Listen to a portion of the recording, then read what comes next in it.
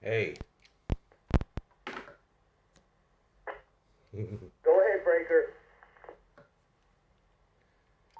Good morning, gentlemen. KB2OYI in 4CWR, I think it was, K4ARX. Had the same experience this morning. It's a little cool, a little drizzly.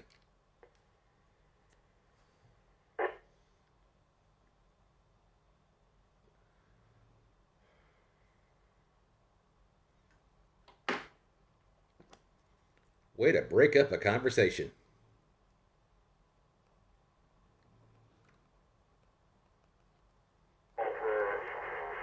Signal report as I tried something different, but you were tied up in a conversation, and then you had left, and the conversation kept going and going, so never got around to it. So definitely having some issues.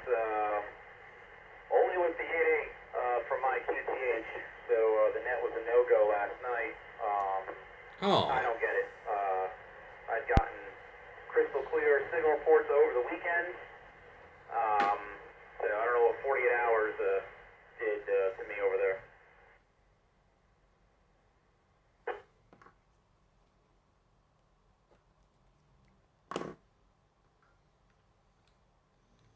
I got you. Yeah, they'll give crystal clear reports all the time. Probably because they can hear the repeater, and it's got nothing to do with the person talking on the repeater. I've heard many errors many times in many nets. It seems that the RAS machine is not as efficient as this one, but that's from my perspective here in Chaco Valley. But usually I hear you pretty good. Sometimes there's some error in the signal, but that just can't be helped. That's just regular communication.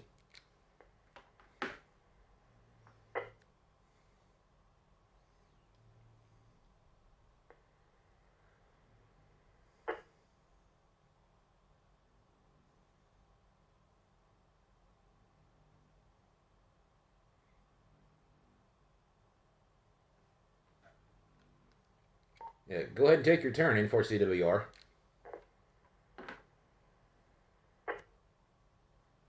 Peter sometimes. Well, you're keying it now. Go ahead and take a turn. A Virginia. lot, but sometimes this repeater just drops out on me.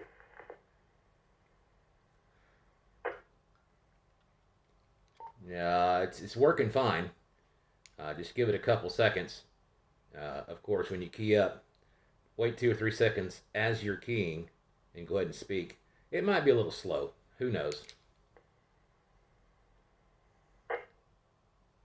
No, I know I'm doing that. I shouldn't do that. I'm quick keying like that.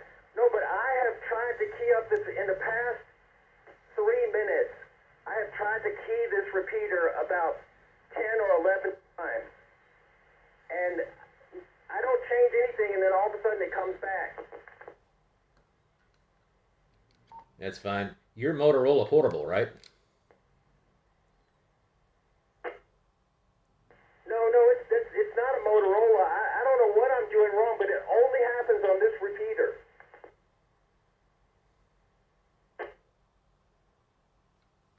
Okay, we got you. Go ahead and take a turn, Rob. All right, gentlemen. Appreciate it. Both of you coming back to me. I'm gonna step back into work here. But yeah, I mean, maybe being on Louisa, you're kind of on the fringe there, so you need a certain level of propagation to get in there. That's just a thought. But yeah, and William, on my end, I've tried everything. I have relocated and elevated my antenna, swapped out the coax, swapped out to a new power supply, even swapped out the radio I had in my truck to the shack. So I'm all out of options. Well, hey, gentlemen, I will chat with you all later, I'm sure. Let me get back in there and make sure I'm not setting the place on fire. So, What? W4CWR and K4ARX from KB2OYI will say 7-3, gentlemen, and we'll continue to monitor throughout the day.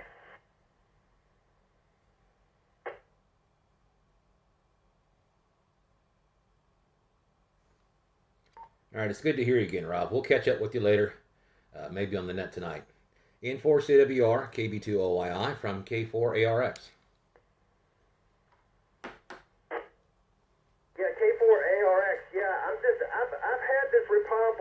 4 on this repeater, and it must be some interfering signal up here.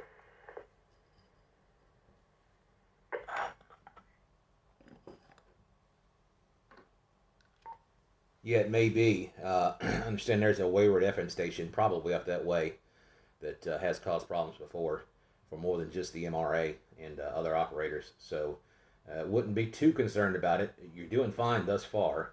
I can hear you clearly for whatever setup you have, whatever radio you're using. It's no problem at all. I hear no noise, so it's easy to pick you right out. Yes, excellent. Thank you for the signal report. Yes, the repeater is coming in at S8, and I'm only using 4 watts in a mobile. But this has been going on a year or two. That all of a sudden I unkey and there's no squelch tail, and then I crank up my power and the repeater just disappears, and then 10 seconds later it comes back. It's just for me. I can still hear you gentlemen talking, so it's affecting you. Okay, that sounds just fine. Just 4 watts, huh? Maybe for the impending weather that's coming, probably should change your power output to a little bit higher function, maybe a medium power. We do have some rain coming out of the west and the southwest, so that may have some effect on how propagation is happening this morning. I haven't checked the propagation map yet, so I don't know for sure.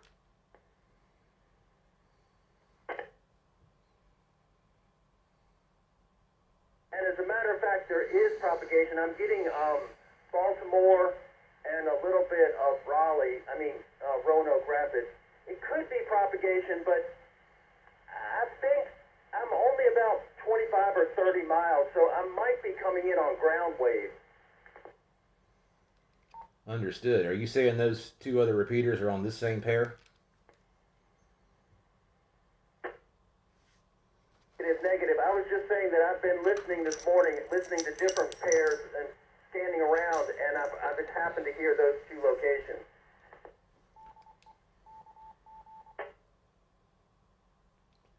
N4CWR from K4ARX. Okay, I got you. I just want to make sure I understood what you were saying. Nothing wrong with scanning around. I can scan around here, but my antennas are indoors. I'm on the bottom level of a 4-level building here at the bottom of Chaco Valley. So for me, reception isn't great. Also for me, the RAS machine reception isn't great. This is the best for me, and that's why I hang out here. K4ARX, Chaco Bottom. Yeah, Roger. Yeah, that's not a really good location for trying to get DX. But you know, on certain days, not today, but there are certain days when the propagation is so strong that it might even make it down right into the city downtown there. Yeah, sometimes it does, and sometimes simplex works out for me pretty good too. I can talk a lot better than I can hear. That's been discussed from time to time, but again with the indoor antenna, it's quite difficult for me. But that's by choice. I have an option to access the top of the building, but that's a lot of coax and a lot of hit and run, and I just choose not to do it and operate in this fashion. It does sound like someone is either trying to key up with you, or you may have a transmission issue with your radio, but I'm thinking more to the former than the latter because I've heard it with different stations. I don't know if someone's trying to key up for sure at the same time. Maybe you can hear that with my transmission. Again, I'm not sure.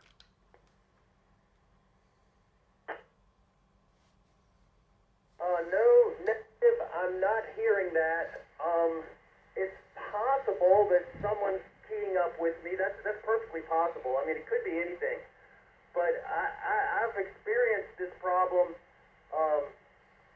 like I said, for quite a while. And yeah, I do the same thing. I'm into mobile. Like I just have a bag mount antenna, 19-inch, and yes, I could put up.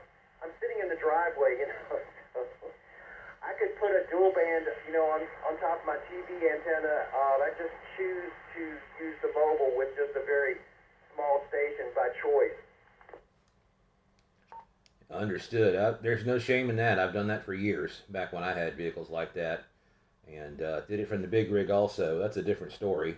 I won't go into that, but I've also put antennas above the TV antenna, lowered the TV antenna, and put a QUAGI on top, and I also strung a 10-meter dipole just below that, all in the same pole. That used to be a chimney top. It was 30 feet over that.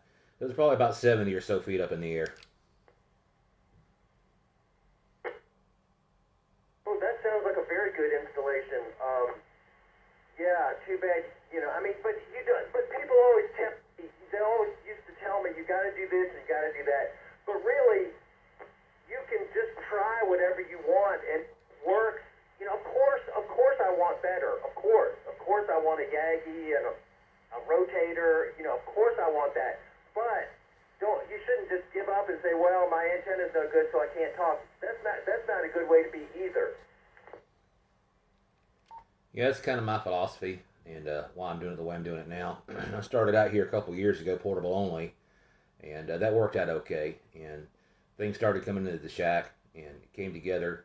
So I have a better base station now than I did when I started. Still walk about portable. I go across town and go shopping in Carytown. I always bring a portable, and of course, right there under the repeater, I can run a watt, 2 watts, and get into the MRA easily. Of course, you can see it from where you shop, so it's a non-issue.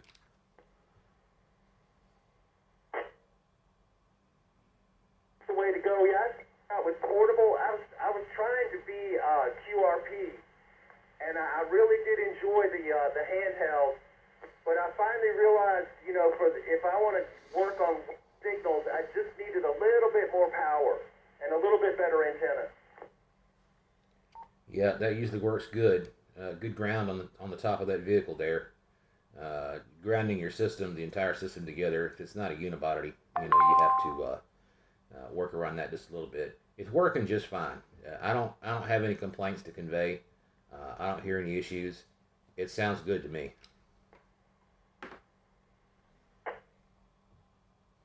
Thank you, and you sound very, very good. You have an excellent signal. Yeah, I don't know. I hate to keep obsessing about this signal loss, but yeah, I can't imagine what I used to think. I used to think that when I lost the repeater, everybody else lost it, like it had blanked out or something.